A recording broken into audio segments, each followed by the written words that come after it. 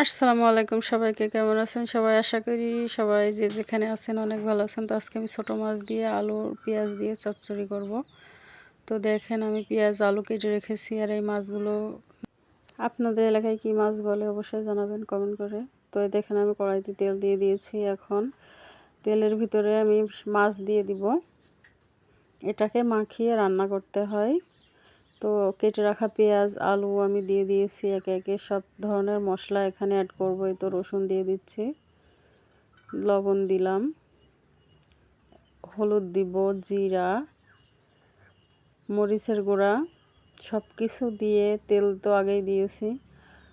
তো এই তো এখন হলুদও দিয়ে দিলাম। প্লিজ ভিডিওটি ভালো লাগলে লাইক কমেন্ট করতে ভুলবেন না। তো এই তো আমি এখন মাখিয়ে নিচ্ছি।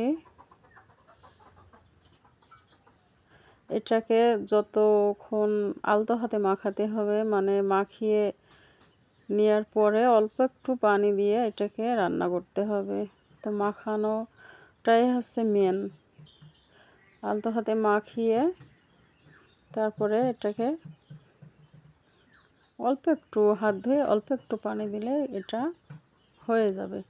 তো আজকে আমার একটু বেশি পানি হয়ে গেছিলো, আম্মু নিষেধ করছিল যে বেশি পানি দিবা না। তো আমার মনে ছিল না। তো এই তো আমার মাখানো হয়ে গেছে।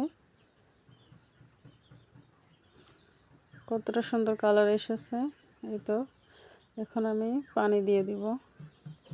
এটা হাফ মগ পানি দিলে খুব ভালো হতো, আমি 1 মগের একটু কম দিয়েছিলাম। তো আলুগুলো সিজে যাবে। তো এখন এই দেখেন আমি এটাকে রান্না করে নিব।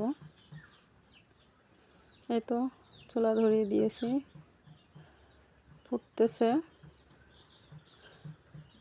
তো ধোয়ায় বোঝা যাচ্ছে না, এই দেখেন কতটা সুন্দর কালার এসেছে।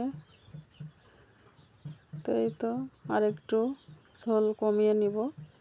তো এই তো আমার রান্না হয়ে গেছে। দেখেন কতটা সুন্দর কালার এসেছে, খেতে অনেক মজা হয়েছিল। তো যে যেখান থেকে আমার এই ভিডিওটা দেখছেন প্লিজ কমেন্টে জানাবেন। আর এতক্ষণ ভিডিওটা দেখার জন্য অসংখ্য অসংখ্য ধন্যবাদ আপনাদেরকে। আপনারা সবাই ভালো থাকবেন। আসসালামু আলাইকুম সবাইকে। আর ভিডিওটি ভালো লাগলে